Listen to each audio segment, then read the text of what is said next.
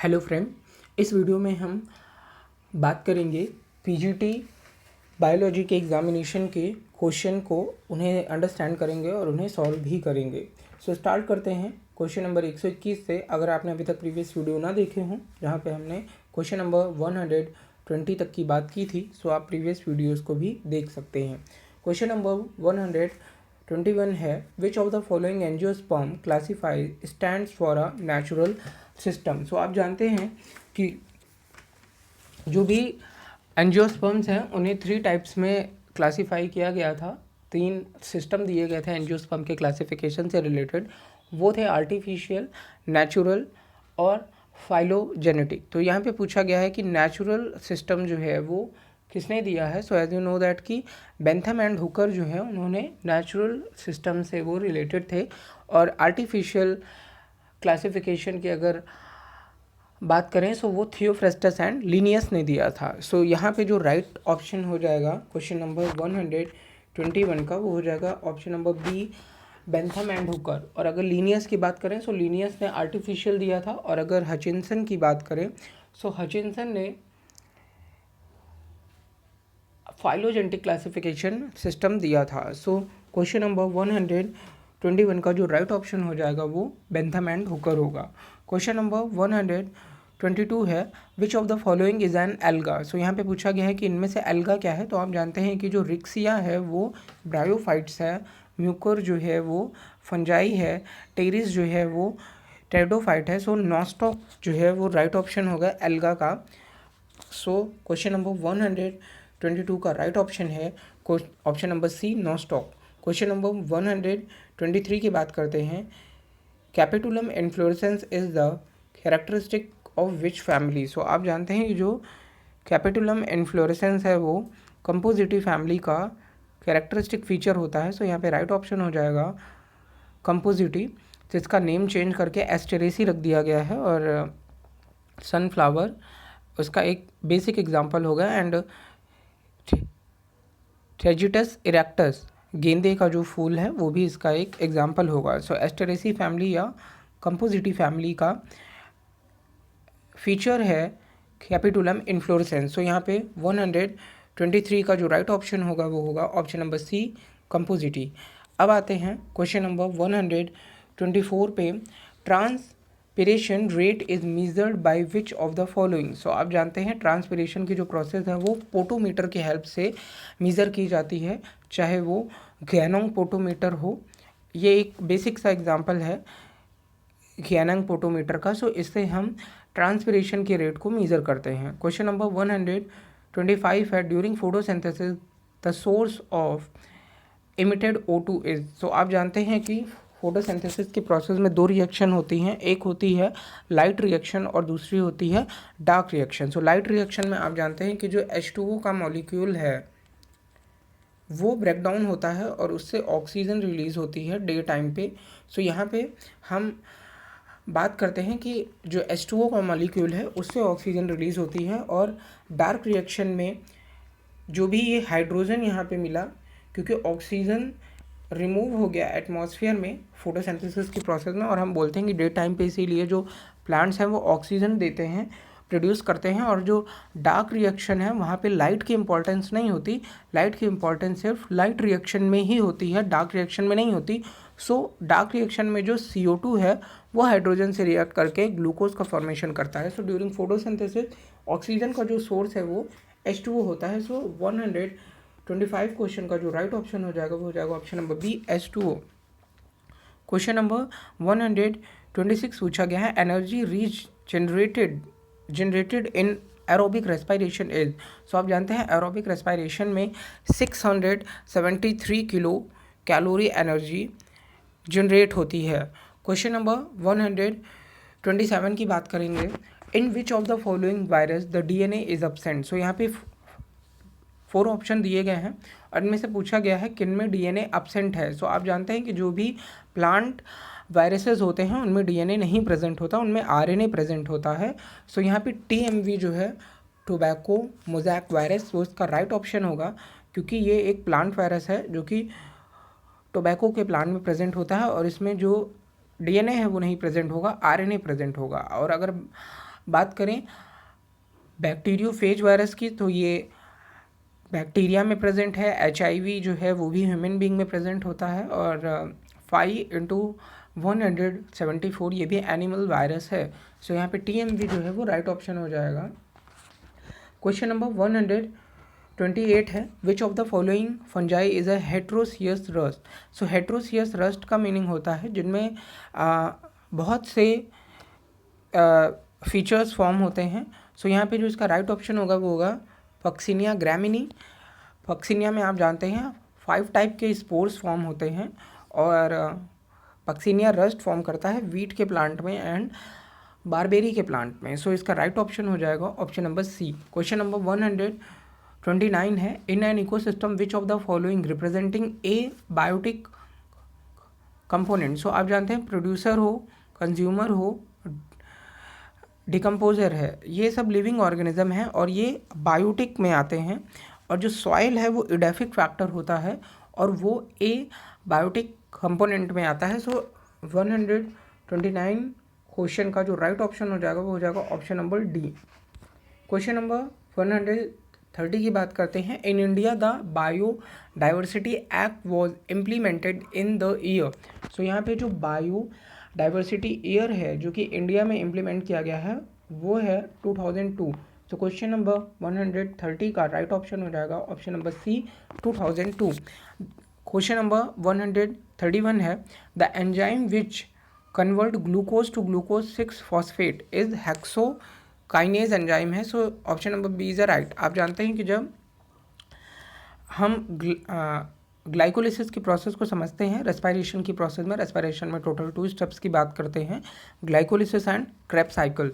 सो जो ग्लाइकोलिसिस की प्रोसेस है वहाँ पे फर्स्टली सबसे पहले हमने ग्लूकोज लिया और ग्लूकोज से हम ग्लूकोज 6-फॉस्फेट का फॉर्मेशन करते हैं।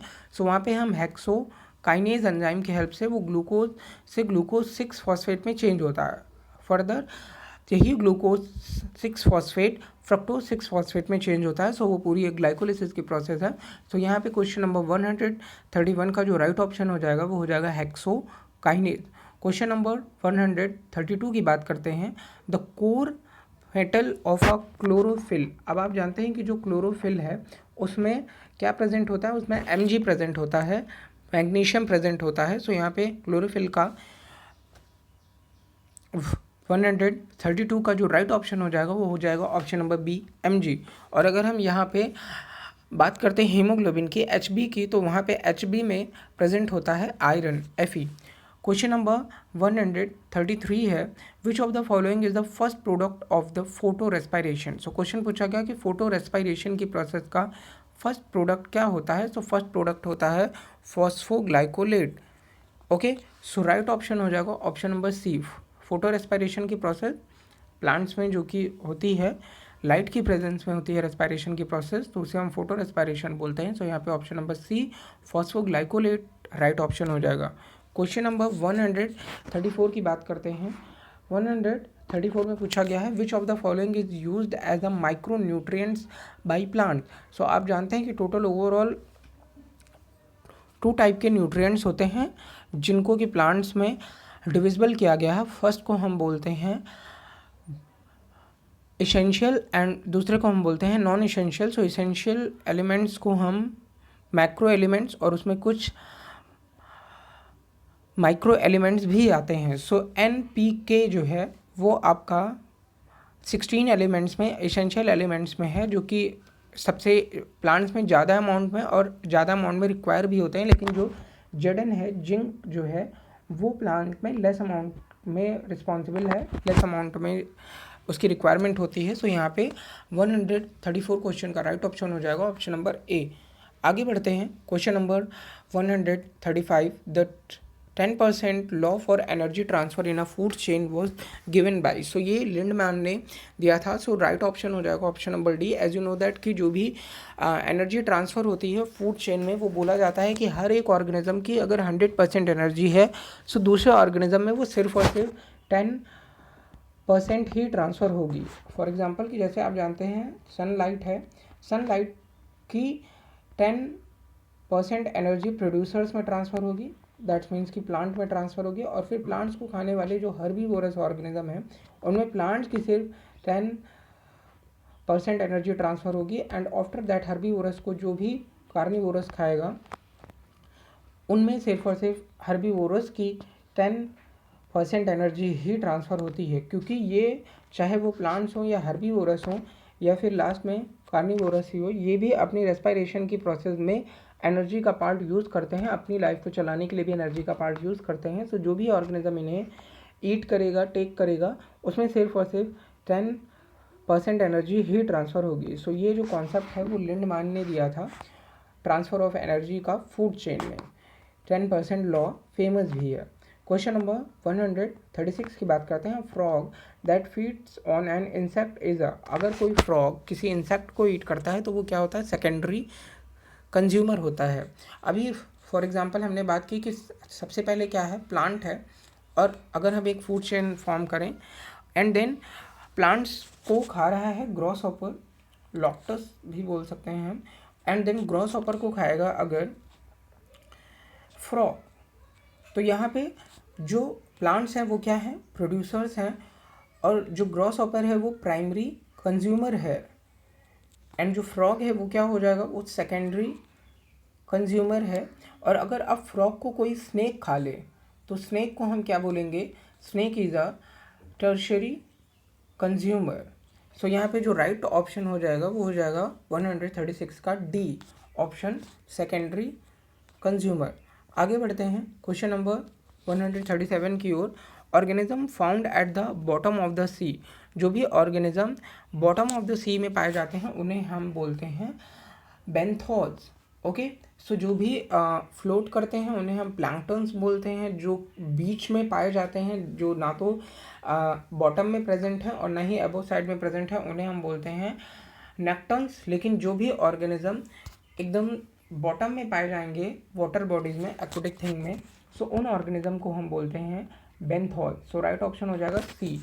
आगे बढ़ते हैं क्वेश्चन नंबर 138 पे। Amongst the following which plant is completely devoids of root. So यहाँ पे जो राइट ऑप्शन हो जाएगा वो हो जाएगा सेरेटोफिल्लम, राइट ऑप्शन होगा, जो कि ऑर्गेनिज्म जिनमें की कम्प्लीटली रूट्स डिवॉइड्स होती है। आगे बढ़ते हैं क्वेश्चन नंबर 139 पे।